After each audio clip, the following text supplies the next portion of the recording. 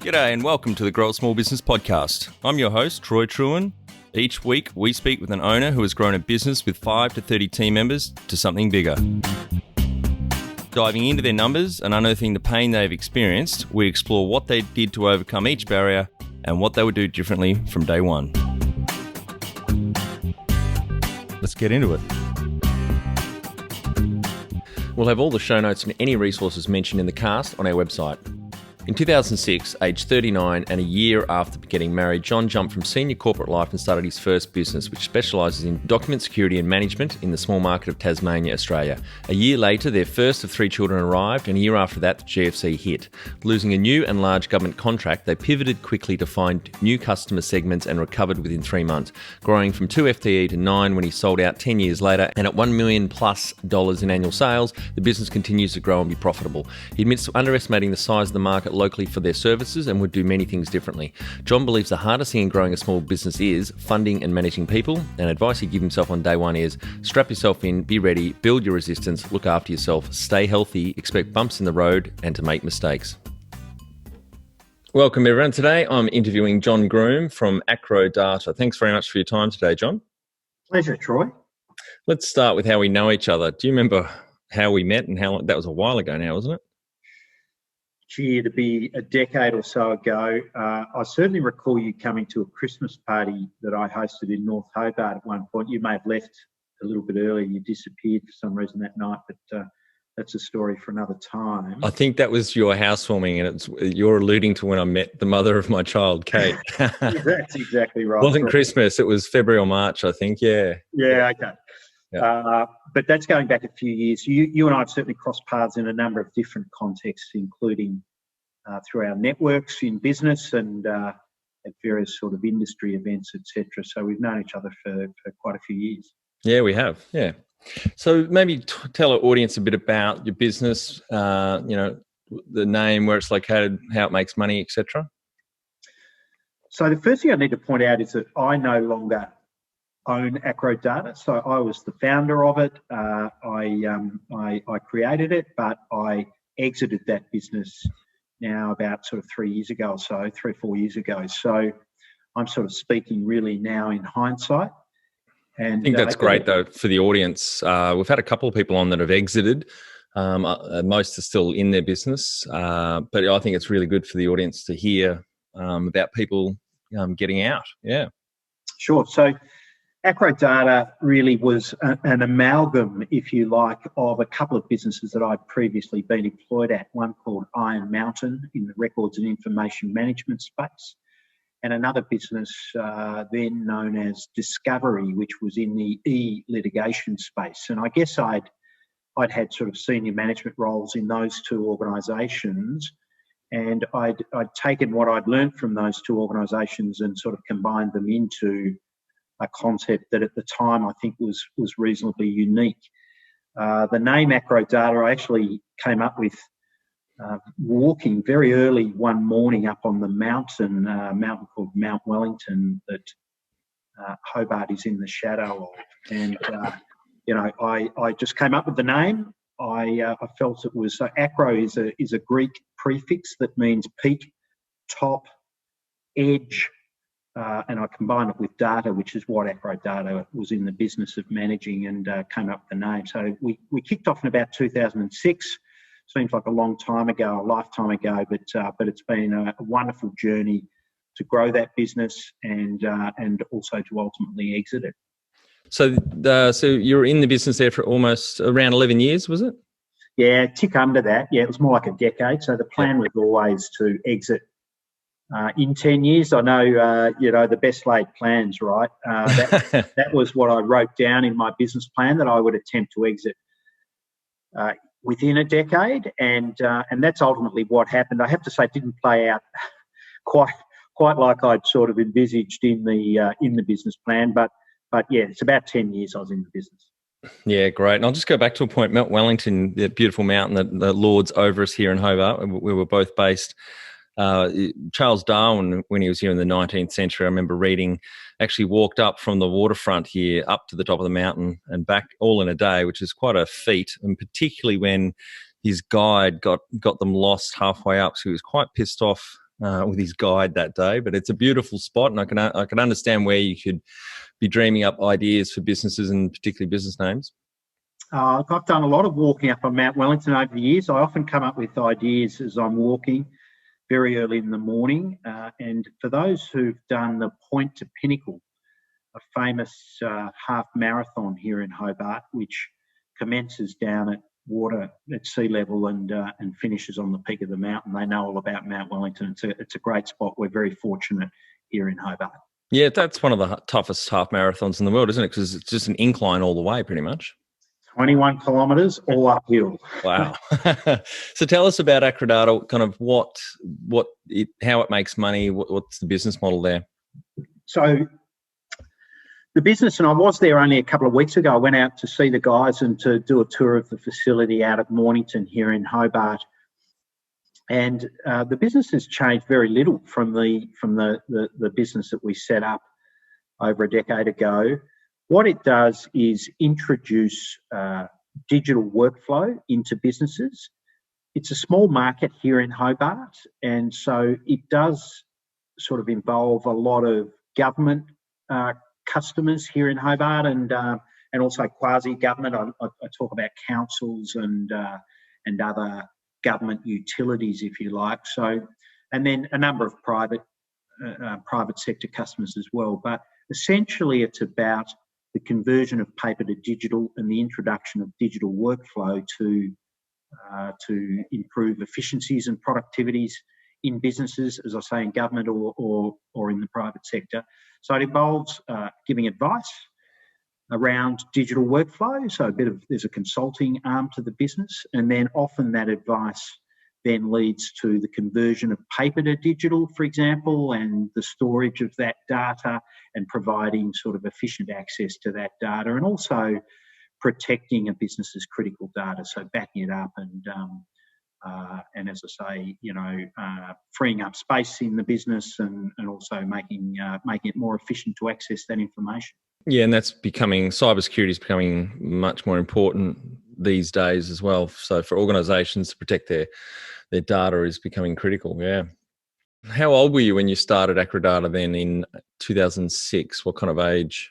Right. Well, I was about 40. So yep. I went to university out of school. I'd had a brief time in legal practice, and then I'd moved on to the corporate world into management roles, publicly listed companies, and I started Acrodata when I'm just thinking of the actual numbers. I was about 39, I believe, yep. when I kicked it off. And as I say, I've now had my 50th birthday, and still feel like there's a couple more sort of chapters to play out in my career. I suppose had 3 or 4 changes in direction in my career, and creating Acrodata was such a highlight for me.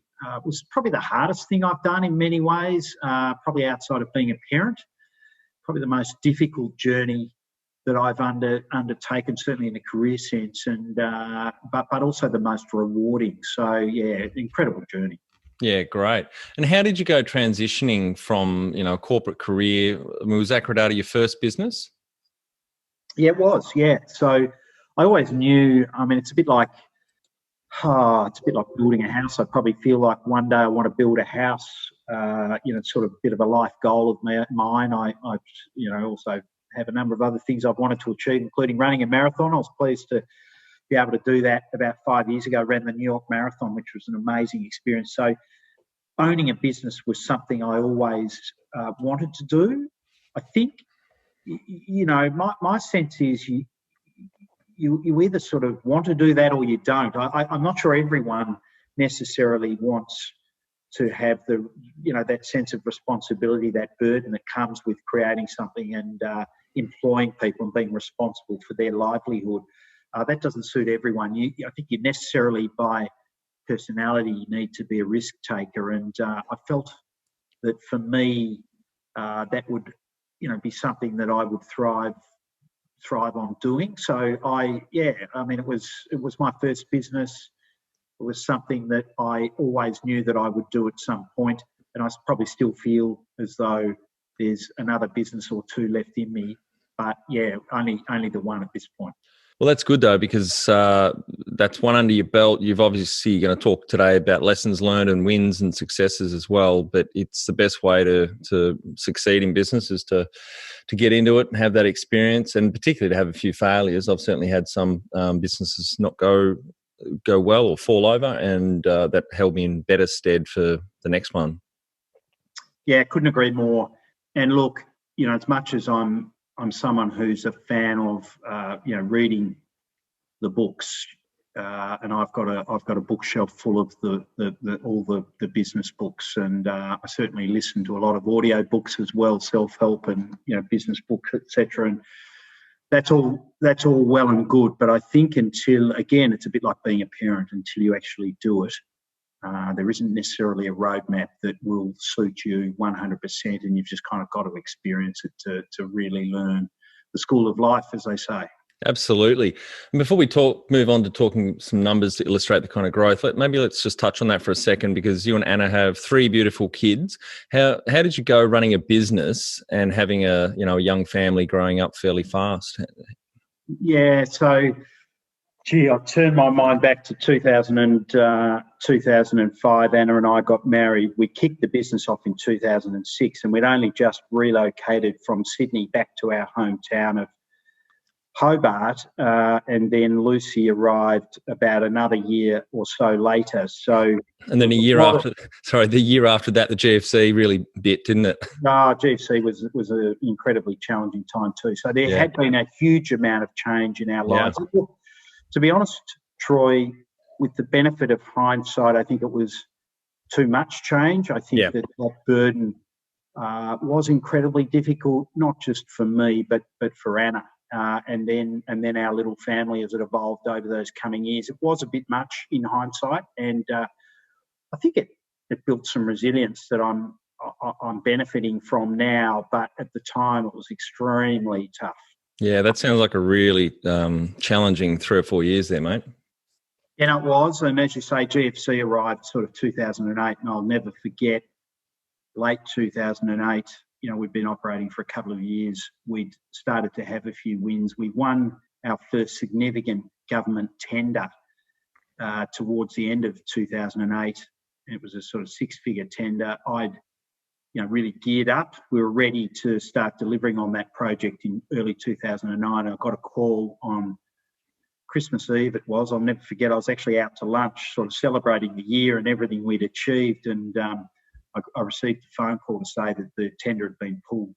Oh, geez. Despite the fact that we had signed the contract. So, that was devastating at the time, and that sort of put us immediately into crisis mode. And I can only imagine many businesses, many thousands of businesses doing that right now in the context of COVID-19. Yeah, absolutely, mate. So that was our COVID-19 moment, and we had to really rally and get together, and we had to shave some costs, and we had to sort of tweak our model, and ultimately, 6 months later we were thriving again, but it was in a different way, and so we had to be agile and innovative and all of those good things that every business must do to survive. Yeah, that's great. Yeah. And let's talk about some key numbers to illustrate the growth. So you started in 2006. Any kind of indicators you can show the growth over those 10 years, even longer now? Yeah, so it's a very small market. We were a micro business. We got to about $1 million, an FTE, and as I understand it, the business is trading at about that level now. I don't see the P&L these days and haven't for 3 or 4 years, but my understanding is that we pretty much hit the ceiling here, given the size of market. So it was a small business. We had probably an equivalent FTE of 8 or 9, a total staff of about 15. We had to create a presence pretty much from the get-go, just because of the nature of the business. In order to win the government tenders, you had to have a certain sort of image. So we from the get-go, we created the business to be ready for growth, even though that was costly. I mean, that meant that we had to spend some money on premises and a few staff really much from the start. And in hindsight, I think I probably would have spread that out a bit further, because that was very difficult from a cash position. I mean, I had very little money. I had a 5-figure sum that I put into the business myself. I hadn't gone out to raise money. We had an overdraft account with the bank that I'd personally guaranteed against a property that I had at the time. And like every small business owner, I know what that journey's like. You've got to take risks, and it's scary. And it's particularly scary if you're in a business that does require a little bit of a presence. You've got to have a website and a bit of bricks and mortar for potential customers and existing customers to come to. You've got to have some equipment and some people, and that was very scary. As I say, with the benefit of hindsight, I probably would have deferred some of that early expense, because it was really difficult, given the small size of the market, which, by the way, I didn't really understand that ceiling was going to be $1 million at the beginning. My business plan had us at the multiple sort of 7-figure level rather than $1 million. So, the plan didn't play out quite as we'd expected. But it would have been good to defer some of that cost, and probably, with the benefit of hindsight, to have raised funds up front and paid myself a little bit more. So that was one of the great learnings for me, was that I was very much on a subsistence income, and that was unfair on my family, and probably an unnecessary burden on me personally. And so, I would do a few of those things a little differently with the benefit of hindsight. Yeah, that's always the tricky one, especially when you're starting out. Smell of an oily rag. You've got no capital or hardly any capital.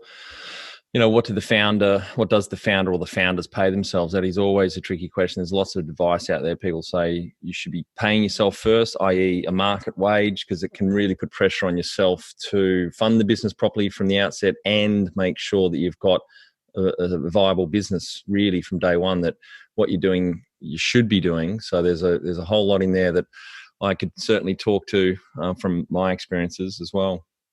I would absolutely agree with that advice. That I think if you can pay yourself as close to market rate for yourself as the founder, from the beginning, then that's utopia. We all know, all of us who've been through this journey, utopia rarely materialises, right? So you've definitely got to make sacrifices, and certainly I made them. I made some mistakes. I adjusted as I went along. I mean, I didn't have a board set up at the very beginning, but I did set up quite a formal board. I had an independent director who had a finance background, and he started to give us some great advice, and I had an excellent chairman as well. And and we started to learn a few of those things, but not without some pain prior to learning those lessons. And I'm sure, your audience will understand that very few of us go through these experiences or these journeys without pain, right? Absolutely. And in my mentoring and coaching, that's something I certainly talk to, particularly startups, when they're thinking about lowballing what they're going to initially pay themselves. And one of the points I make is, well, if you don't have it in the budget, it's a realistic market rate. You can get a bit complacent when you're off and running. You don't really keep an eye on costs, or more importantly, I guess, watch the market, what the market is saying you should be charging for your product or services.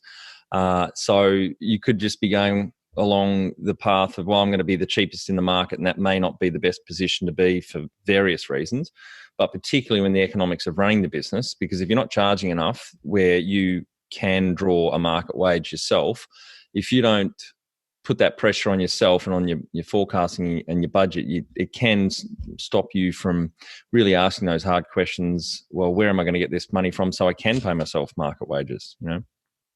Yeah, absolutely. And I think I mentioned at the outset that the business is thriving, and it's probably still at a similar level it was 4 or 5 years ago when I exited 3 or 4 years ago. But the difference between now and then is I'm not in it, and I'm not being paid, and so the business is more profitable now than it was then. And, I think that says something about the size of the business, the size of the market. It was never going to be something that I could do comfortably and continue to sort of increase what I was paying myself. So, I had to get out. I mean, that's the truth of it.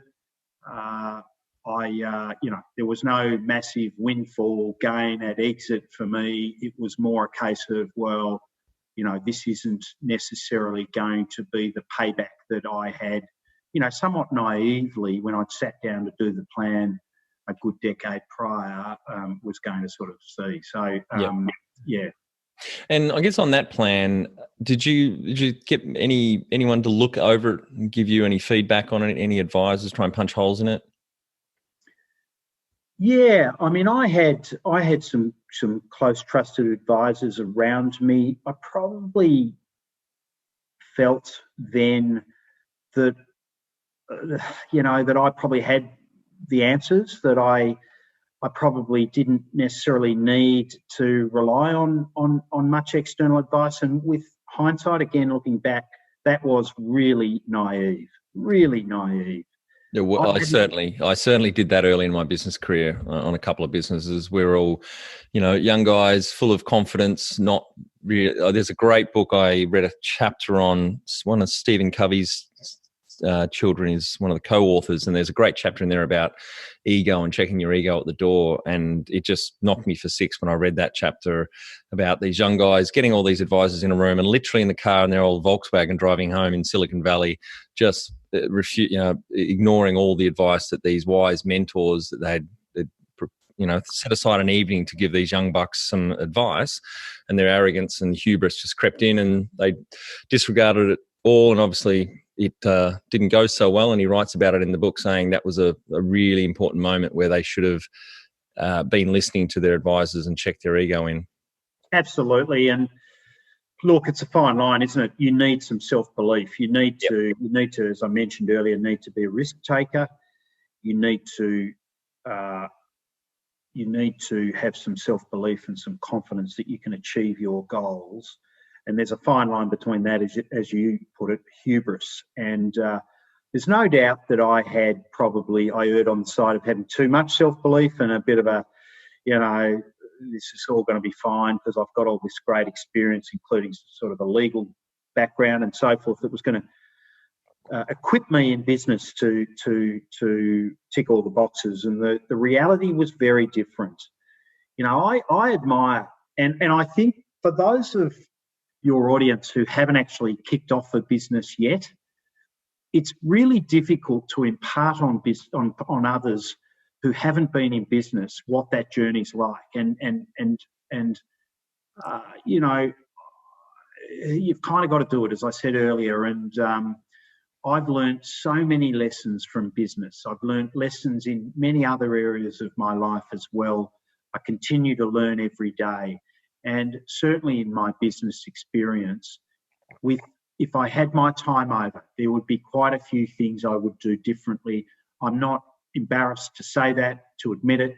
In fact, I'm sure every successful business person or even unsuccessful business person will have lessons that they've learned and they would, if they had their time over, do things a little differently. I'm certainly in that category. Absolutely. One of my favourite sayings that I heard, just going back to how hard small business is, because I used to get frustrated early on mentoring.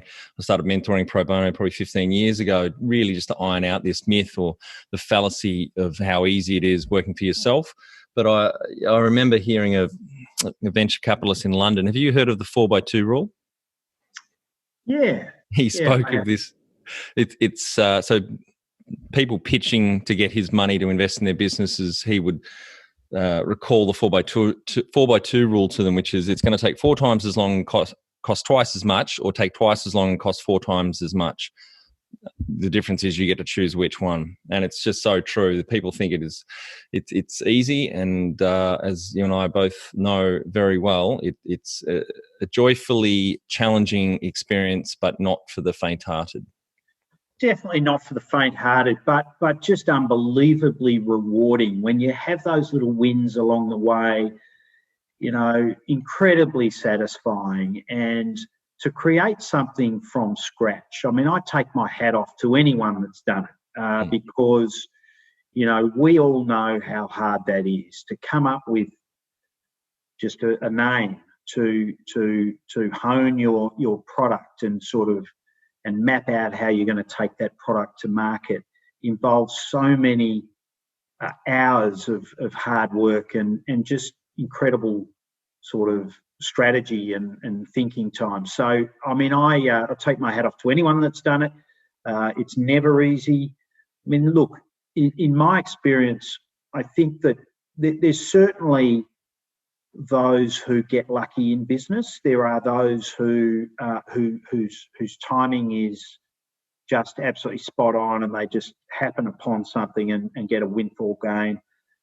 But in my experience, those people are very, very much in the 1 or 2% of Yes. Everyone else. The absolute bulk of us do it the hard way. Yep. There's no shortcuts.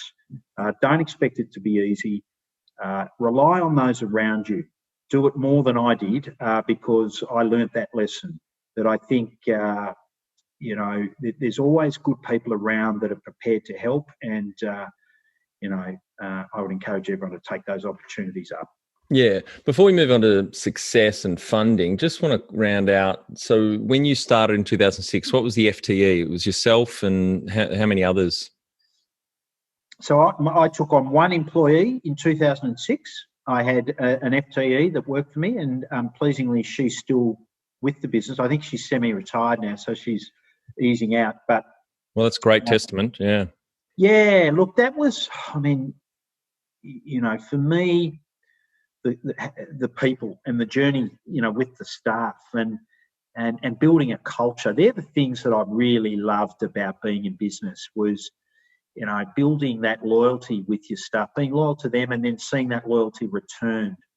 So yeah, it was one initially. It probably grew to probably 3 or 4 the next year and we were away from there. But it was, it was hard and it involved risk and I had to be brave in those early months because I mentioned to you that it was really important to sell our product to the market to have a presence. We had to have some equipment. We had to have, by equipment I mean some kits, some technical kit in order to bring customers through and show them what we could do.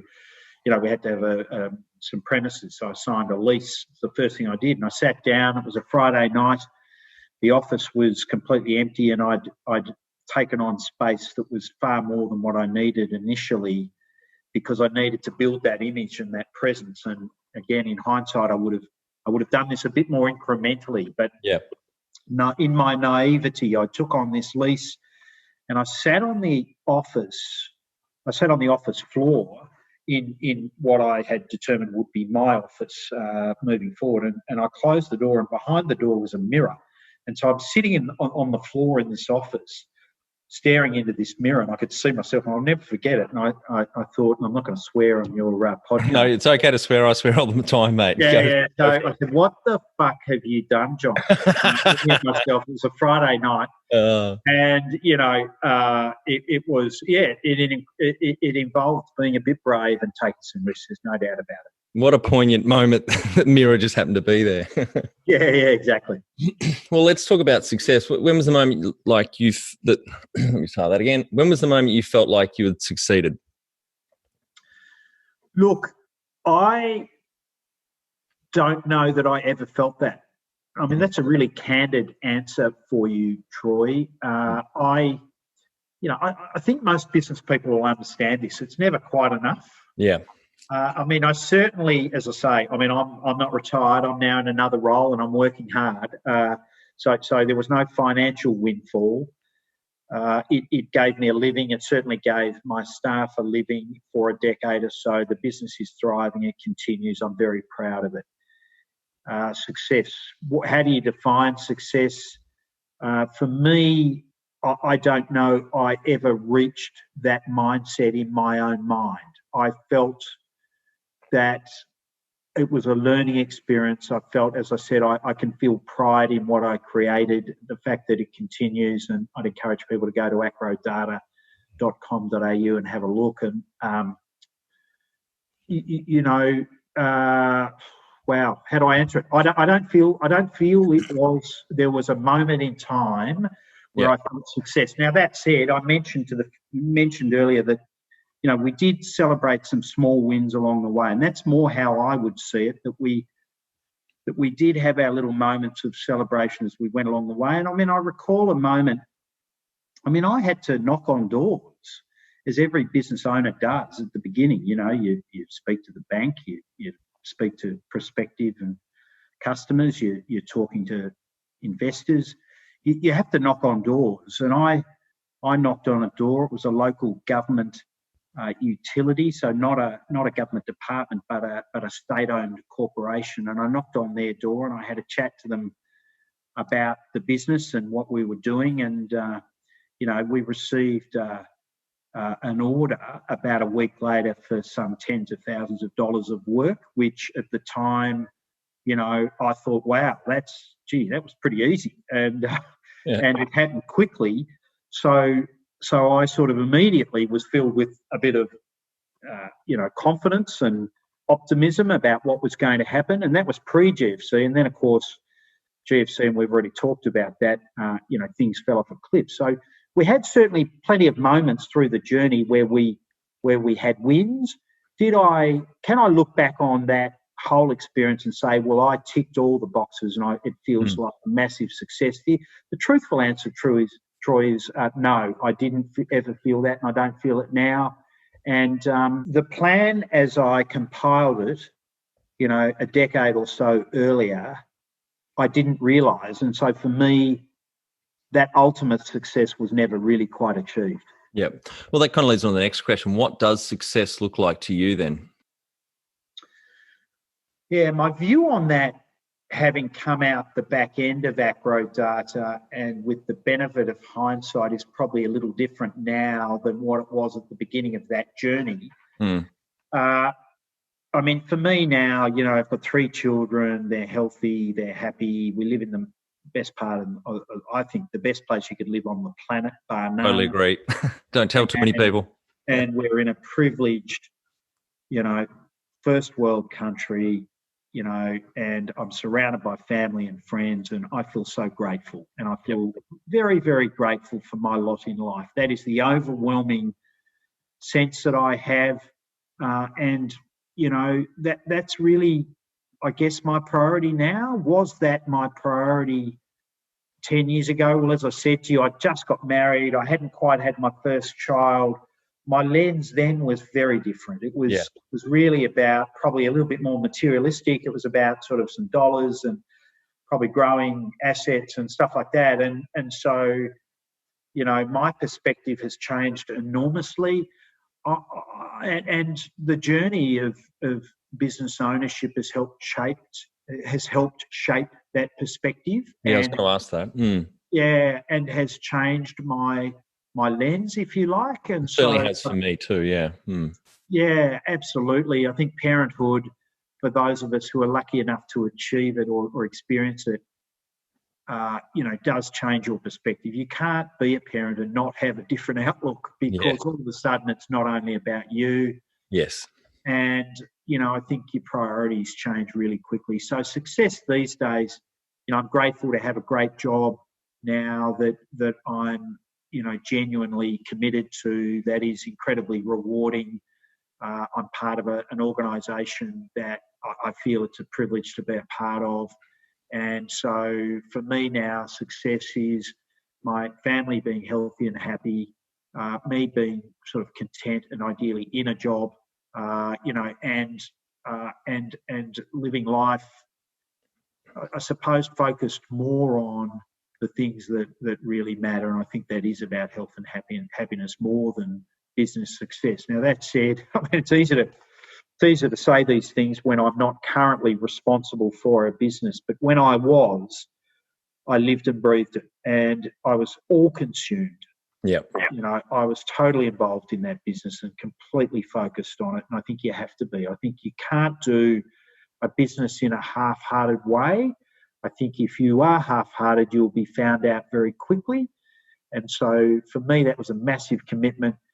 as my family came along, my priorities shifted, but I worked really hard, and success, I think for me over that journey was about coming out the other side intact, with a pathway forward. I think it was about really feeling proud of creating a livelihood for a number of staff that continue to enjoy that livelihood, and creating a brand that has endured, and that's what I'm really proud of. Yeah, well, the other thing to think about success-wise is you may not have knocked the lights out financially and nailed that original business plan, but as you well know, the business stats out there are frightening. There's 90% of businesses are dead within 5 years, and your business is now 14 years old. Employing around 10 people. I think that is, that is a success. The fact that it's still there, it's still a solid business and brand. It may not have achieved some of the financial KPIs you'd put down for yourself, but I think that is, a positive way to think about it. Yeah, no, it's a great point, Troy. It is easy, and certainly when you're in the business, that is always a challenge, isn't it, for the owner when they're in the business, as opposed to sort of, working on the business and looking at it objectively. It's a really hard thing to do when you're in the grind of business. But with the benefit of hindsight, I can now, as I've said several times, I can look back on the whole experience and be really proud of what we achieved, as you say, even though I didn't hit, every KPI in the original business plan. Yeah. Well, let's talk about funding. You mentioned you had a little bit of capital you put in yourself. You had an overdraft. You didn't have any government grants or any other investors in the business. That was pretty much it. No. I did subsequently take on some investors, and it really was a round of friends and family. I would do this stuff a little bit differently with the benefit of hindsight. Certainly no government assistance. I had some support from the bank. Whether or not that was always the right support at the right time and dealt with in the right way is a whole different discussion, because I found that a very frustrating part of being in business, as I know many business owners do. But I was lucky to be surrounded by family and also some close colleagues with some capacity to invest. So I took on 3 or 4 investors as I needed to, pretty small investments just to get us through some sort of, some difficult times from a cash flow point of view. And we would dilute the shareholding to do that. And, at the end, I owned the absolute bulk of the business, about 90% of the business. Right. And, so we did take on, but I prepared an IM, a pitch. Investment memorandum, Yeah, I did. And I did all that as though I was a bigger business and as though I was looking for bigger numbers, and probably spent too much time on it because the numbers weren't big enough to justify it. But, it was all experience. And, if and when I do it all again at some point, when I do take on a new chapter or turn a new page in this, book of life, I've learned from some of those experiences. I know it's really difficult when you're growing a business to find money, and in my experience, it's rare for any business to find that process easy. You've either got to give up a big chunk of equity early when equity's cheap, or you've got to, there's no shortcuts and there's no easy answers, and either way it involves giving away a little bit of the pie. And I think a smaller piece of a larger pie is a better result over the journey. And I'd encourage people, those people who are sort of absolutely 100%, I will never give away any more than X percent, I think are doing themselves a disservice, and more importantly, their business a disservice. I think absolutely you've got to be flexible on that stuff. And it's more about, it's not so much about the percentage that you're giving up, and it's not even so much about the dollar figure that you're giving it up for, although there is probably a need to achieve a certain dollar investment at any given time. It's more about the alignment of expertise that you're bringing in with that investment, assuming they're prepared to get involved and not be a silent partner. So you want smart or strategic money. You don't want just passive cash in the bank. You want something else that you get greater value from than just purely money. Absolutely.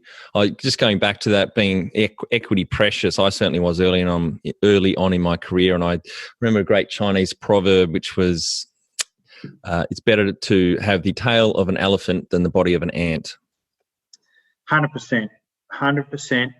And your point about, just surrounding yourself with experts and the right advice, and it may be, not necessarily advice in the field that you're an expert in. It's you want complementary sort of skills around you. And for me, I didn't need someone to tell me necessarily about information management or data management. I mean, I'd sort of spent the previous decade or so learning my trade, applying my trade, and I think I built up some intel on what worked and what didn't work in our industry. It was more about bringing the skills around finance, some governance. I mean, I needed to learn about governance. Governance was important, and particularly when you start to execute contracts in a government context and storing data for others, you need to understand stuff beyond your own skill set, and so to surround yourself with the right people is so important. Yeah. What was the most stressful point in your small business growth journey? Oh, there were so many. I mean, so many.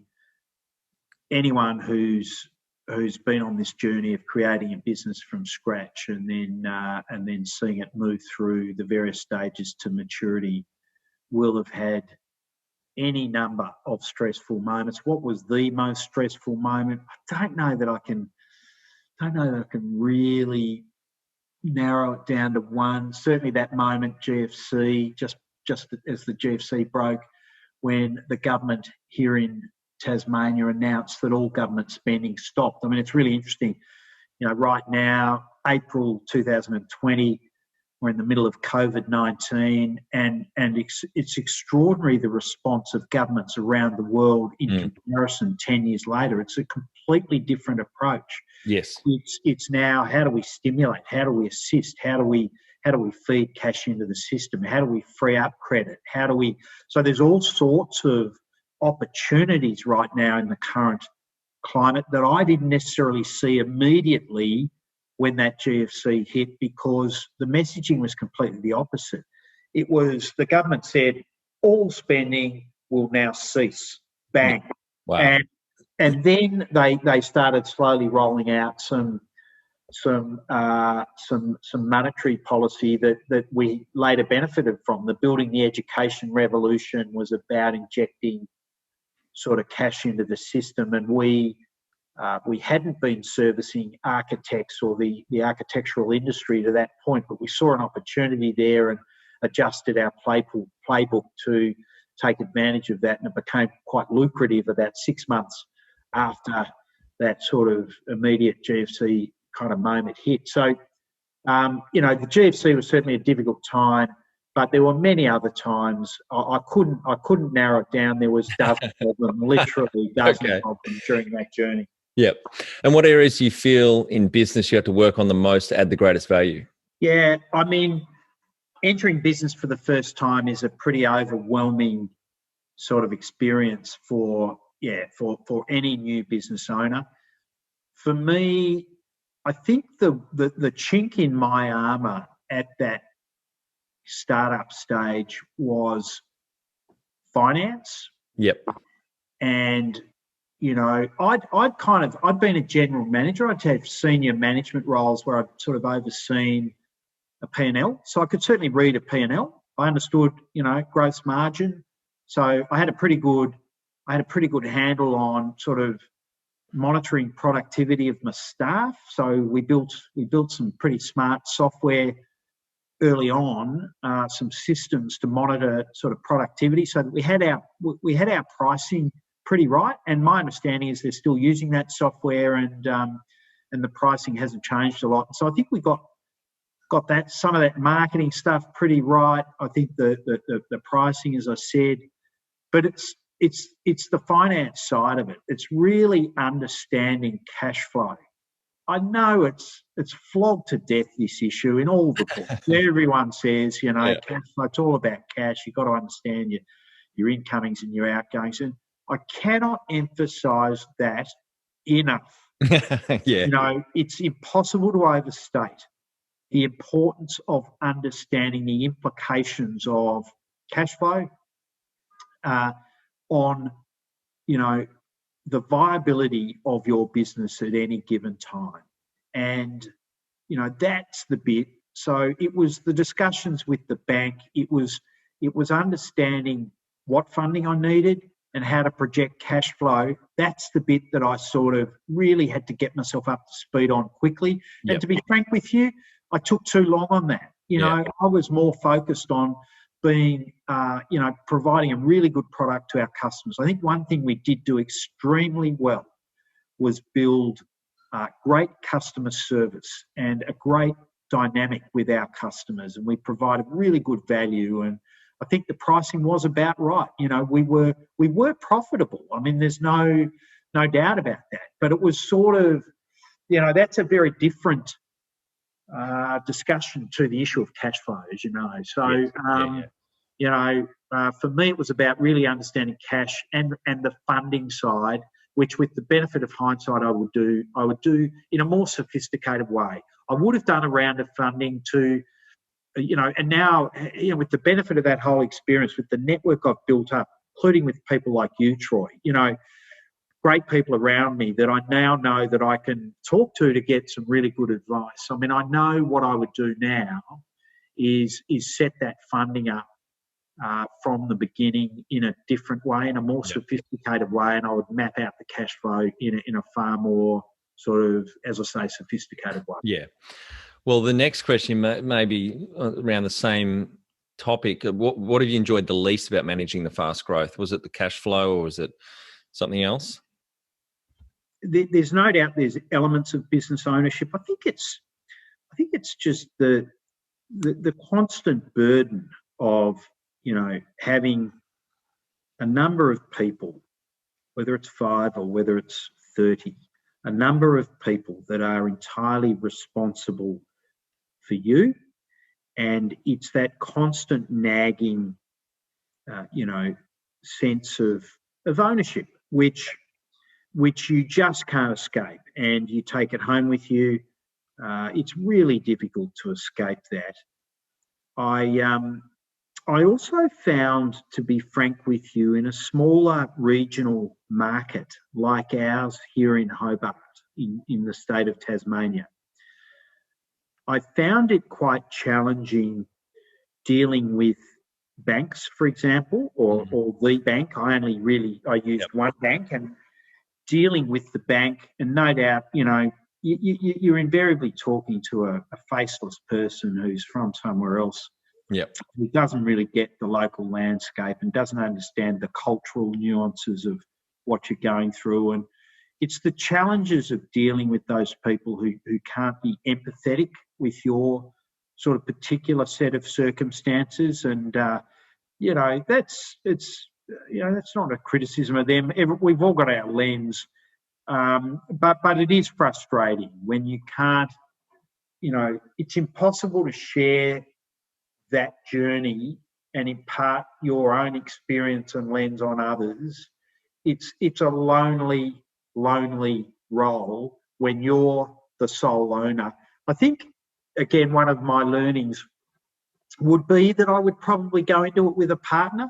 Now, I know there's probably some people out there who are who've got co-founders who'd be saying, I've got to do it on my own next time. Well, no, I think doing it on your own is lonely, and it's tough, and it's all about you.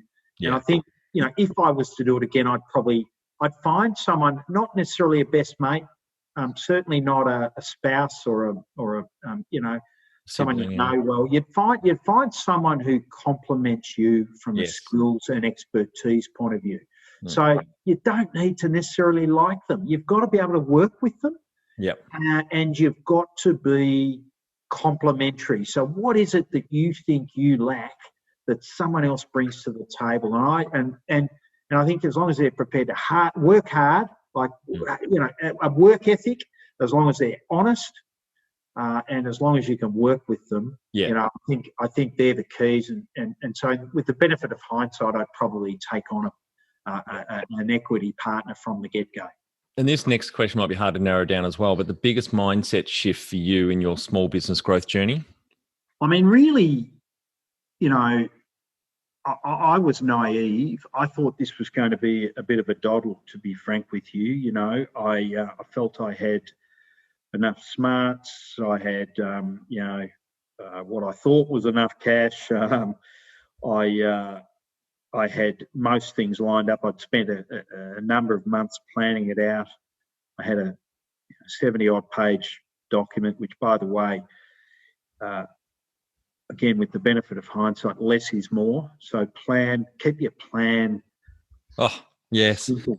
Keep it simple, keep it measurable, the old SMART acronym. Yep.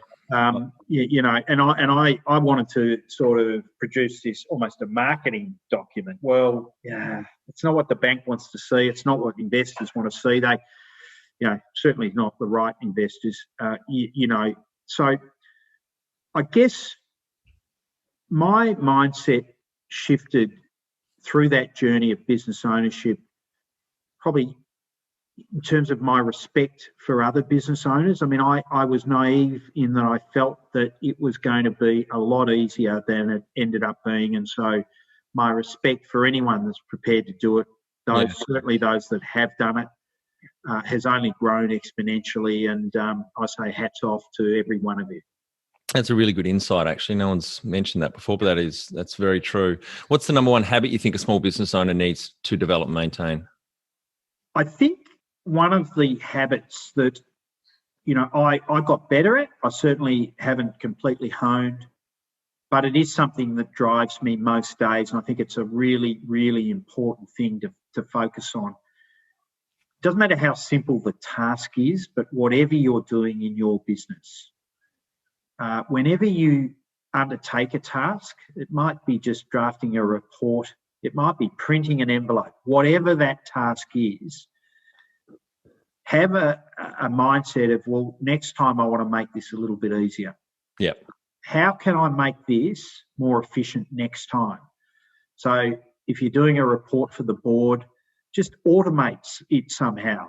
Obviously in Excel, I mean, I've built a dashboard in my current role using Microsoft Power BI. Yeah. I've built a dashboard that talks to a number of different sources of data and aggregates it into a really sort of schmick presentation that allows me to report upwards. And so just every task that you undertake, think about what can I do next time to make this a little simpler. And I think that if you apply that mindset every day, you're constantly improving, you're constantly increasing productivity, and I think you're going to be better off.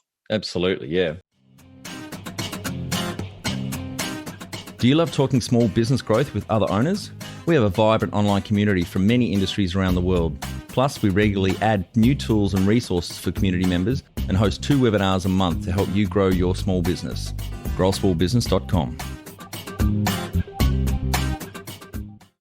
Well, I guess on productivity, how have you added people to the team? Some wins, mistakes, advice for those listening?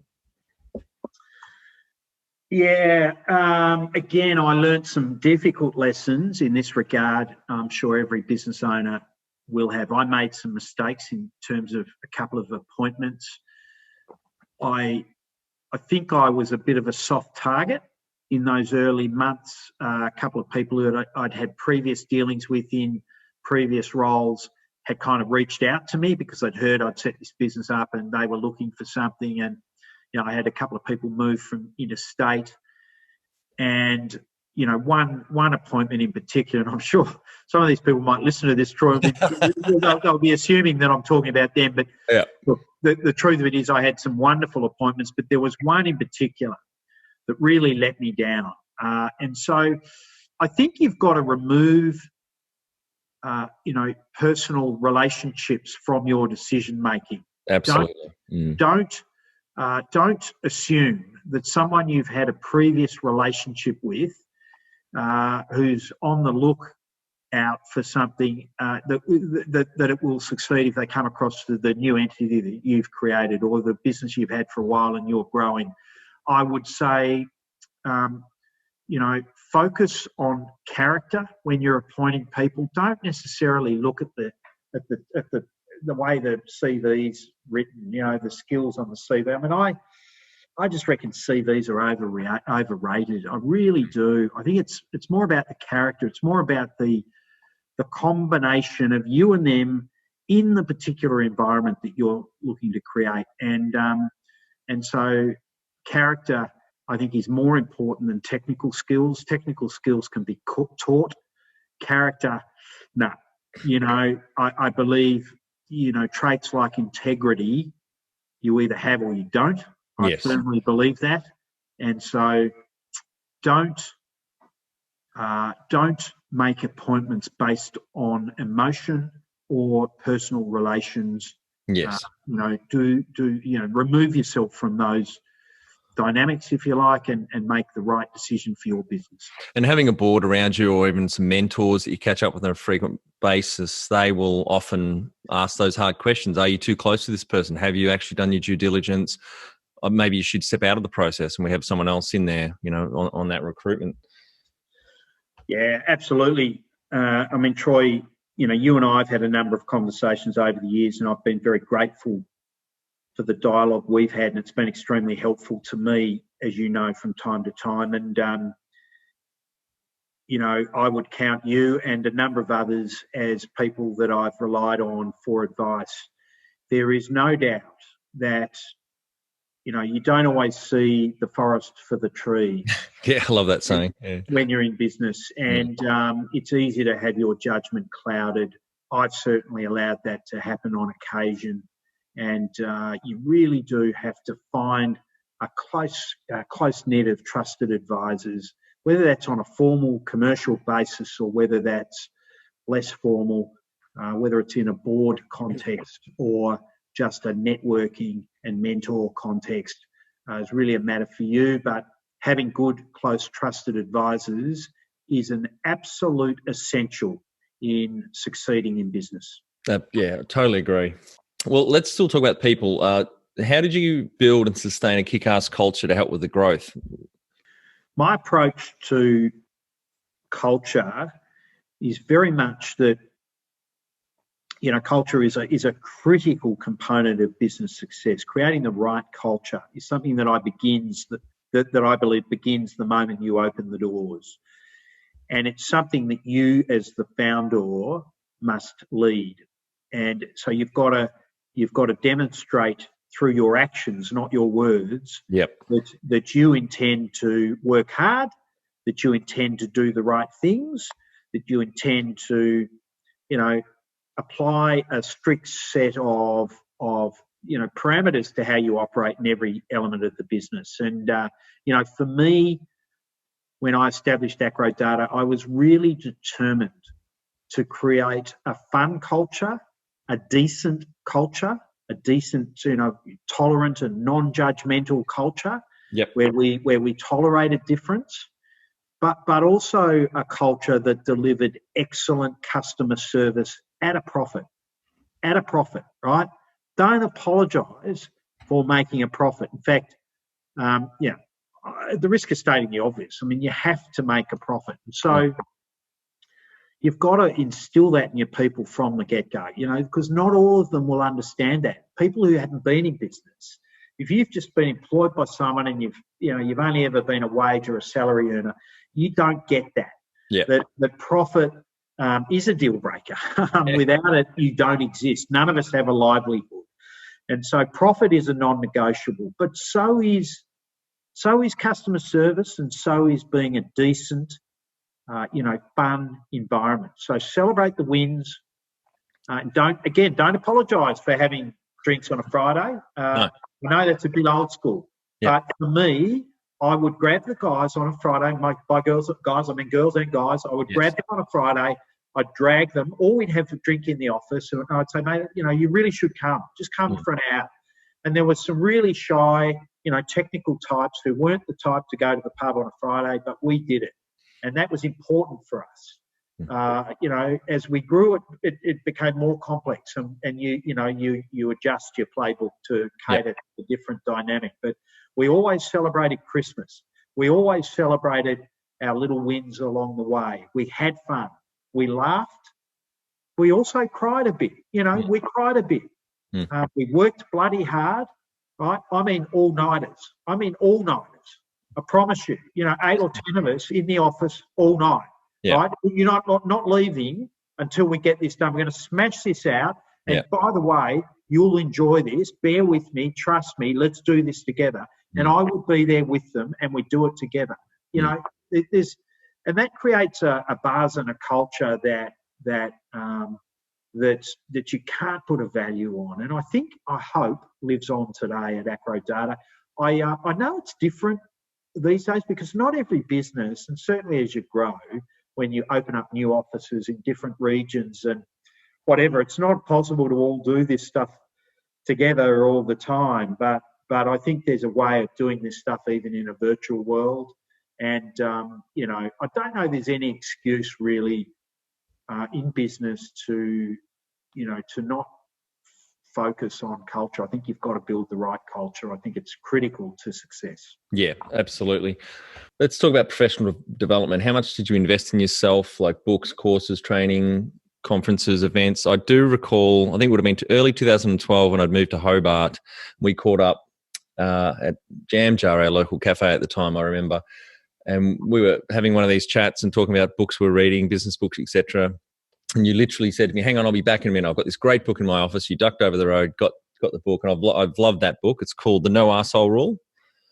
I distinctly remember you giving me that book, and it feeds into the culture we were just talking about then. Make sure that even if you've got a salesperson that's your best salesperson, if they're an arsehole, you've got to get rid of them. It really dents your culture.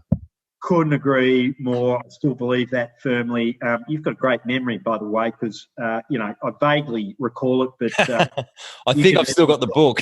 Yeah, well, you've got an amazing memory, but absolutely the no arsehole rule. To answer your question, what do I invest in books and professional development and so forth? I mean, I don't think you can spend too much on it. I've got probably 3 or 4 audio books on the go at the moment, so I'll play through my Bluetooth in the car when I'm on my own. I'll always have an audio book on the go. Yep, great. I'm reading one right now about grit. Yep. I've got one at the moment. How to Not Give a Fuck, I think is the name of it. I've read that one, yeah. Which I haven't started yet, but I'll get onto that shortly. As you know, Troy, you and I have crossed paths in a number of different contexts, including networking breakfasts and the like. And I've always been really active I've always had an open mind to learning, and I always believe in surrounding myself with people smarter than me. And with different experiences and longer experiences in business too. Yeah, different experiences, but also very happy to admit that I've had a number of people work for me. I've certainly got a lot of people in my network who are smarter than me. They are better. Yep. I mean, you've done it more than I have, Troy. Yep. You've got a better memory than I've got. There's things you've got that I don't have, right? And so I make a point of catching up with you on a regular basis and just chewing the fat with you, because I always come away with something.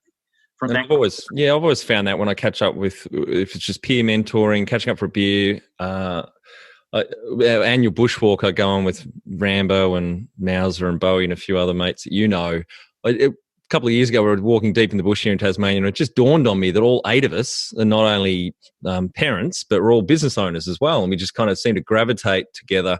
I seem to have a large proportion of my friends that seem to be business owners. And I find great value out of catching up with those people and just hitting ideas around the park and getting feedback and getting shit ideas knocked down. Absolutely.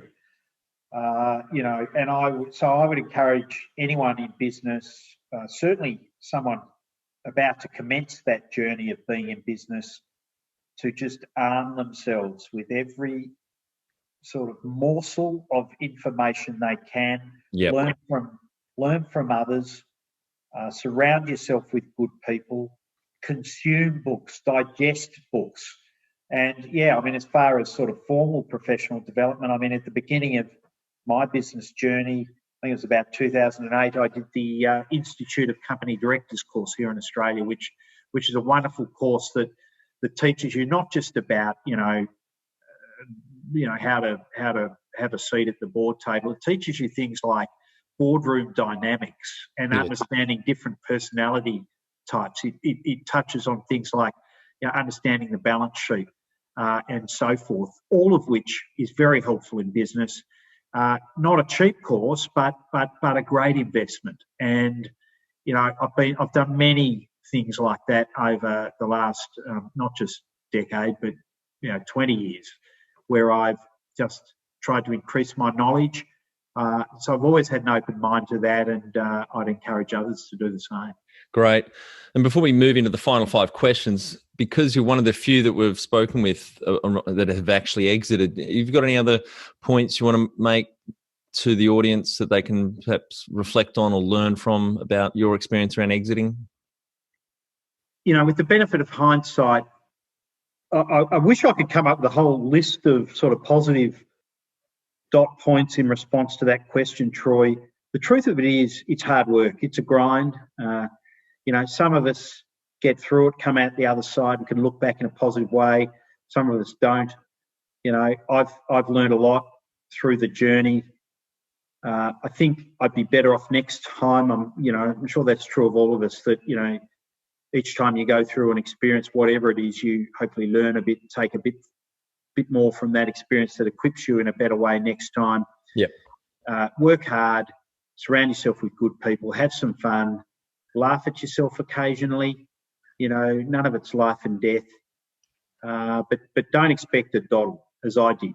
Don't expect a doddle, because the truth is very different. I've got a newfound respect for all of your clients, Troy, and all your listeners. I think it's great advice and a great perspective, John. Thanks. We'll move into the final 5 questions. So what do you think is the hardest thing in growing a small business? Hardest thing in growing the small business is probably a combination of the funding side of it, because I tried to fund my business organically. I've tried to just sort of self-fund, put all the profit back into the business, paid myself a pittance. Probably not ideal in hindsight. I would have gone out and raised some funds up front and done it, that way. But it's funding. It's probably managing your people. Yes. And everything that comes with that. So, I'd say be decisive, when managing your people. You need to make early calls. Yes. If your gut is saying something's not right, you're probably correct. And, back your judgment on that. The longer you avoid making decisions, the more painful it gets. Yep. Those issues don't go away. If you see concerning signs with people, there's a reason for it, and act on that. Not easy to do. Very easy for me to say in a podcast. Very very difficult to actually execute. Yes. In reality, but important that you make early, decisive calls on people. I often say I think people are the hardest thing in small business, and it's where the value's at. No doubt. The most complex part of your business, other than cash, probably in terms of management time, but but also your biggest asset, right? Yeah. So stating the obvious, but it does require a lot of your attention. And as I say, make good calls, make early calls. That's what I'd say on the people side. Yeah. And what's your favourite business book which has helped you the most?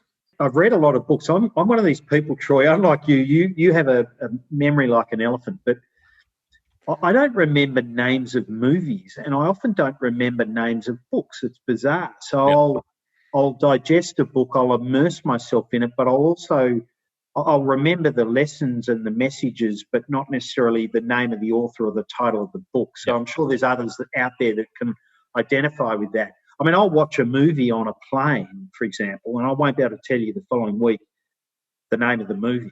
But I can I can walk into, I mean, this is all irrelevant, mate, but I can walk into a room and I can tell you straight away that I've met that person before, and then I'll realise in about 10 minutes, I met that person 15 years ago. Can't remember their name, but I'll remember, so just slightly different memory. But one book, and this may surprise you, one book that I would recommend to anyone, either in business or contemplating creating a business, it's a book called The Alchemist by Paulo Coelho. Right. I think I'm pronouncing. I've heard of it. Yeah, I haven't read it, but I've heard of it. Yeah. So it's a fictional book based. It's written as though it's a fable, it's sort of almost written in a biblical sort of way. So it's not a literal book. It's not, and it's, as I say, it's fictional.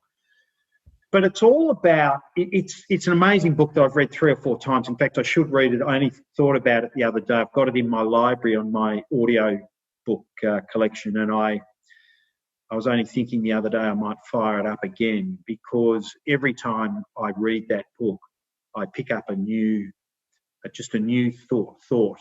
And in essence, if I had to sort of, strip it right back to a basic theme, it's this, that,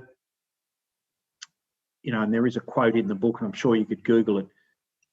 If you want something bad enough in life, the universe will conspire to make it happen. And that, there are signposts for us every day to help us in that journey of reaching that ultimate goal, whatever that is. And so, some of us get distracted by signposts, the sort of the bright lights, and we lose focus and we go off on a tangent, and that's a really dangerous thing in business. But equally, some of us don't read the signposts, right? We don't recognise the ones that we are meant to read and really take heed of. And this book talks to you about that concept of understanding, what you should really focus on, not just in business but in life. Yes. And it's a wonderful book, and I'd recommend it to your listeners. Oh, great. What about any great podcasts or online learning tools you use for your own professional development? So I consult many sources of, online resources. Obviously, I'm familiar with your material, and I'd recommend that people take a look at that.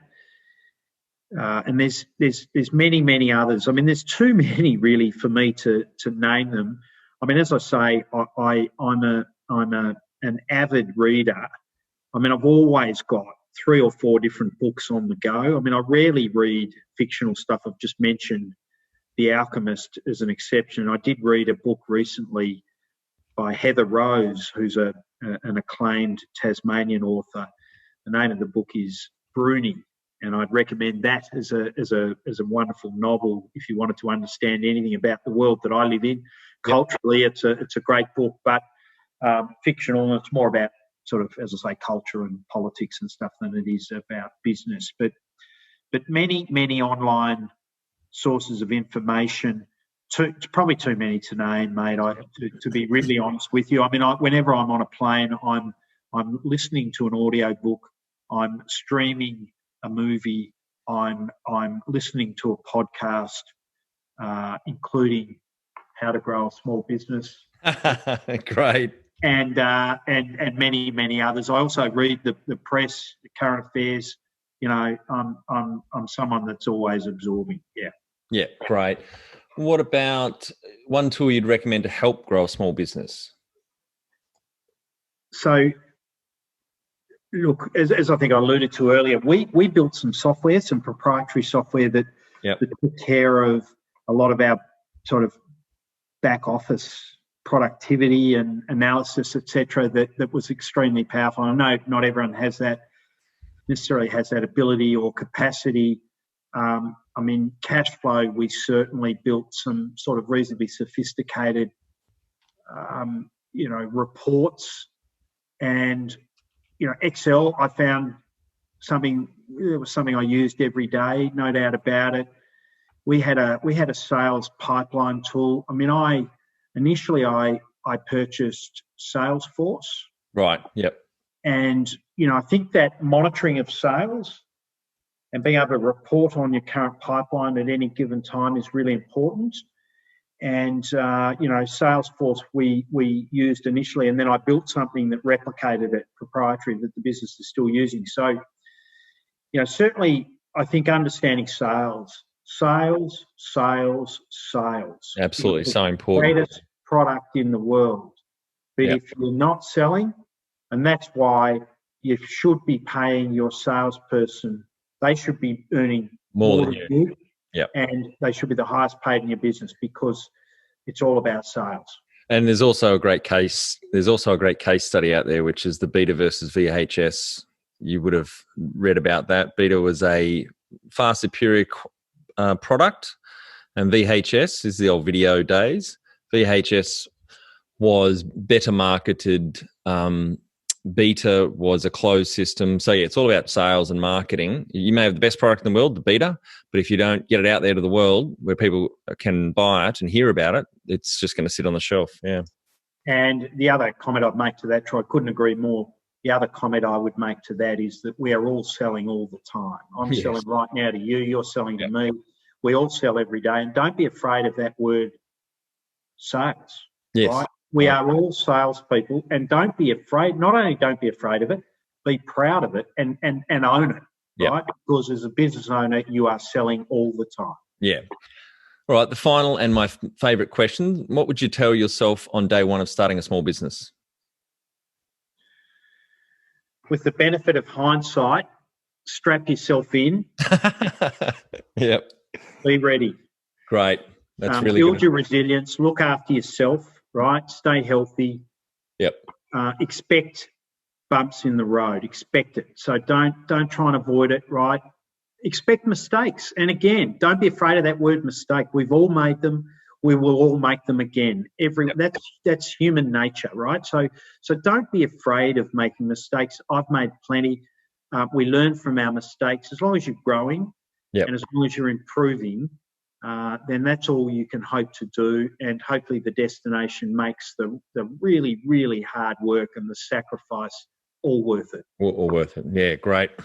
Well, thanks for your time today, John. I think the audience got a shit ton of value from it, and really appreciate spending time with us. My pleasure, Troy. Thank you. Thanks, mate. Cheers, mate. See you. That's it. Thanks for listening. Please leave a review in iTunes or whatever platform you listen to us on. It means more small business owners will find our cast and help people with their business growth journey.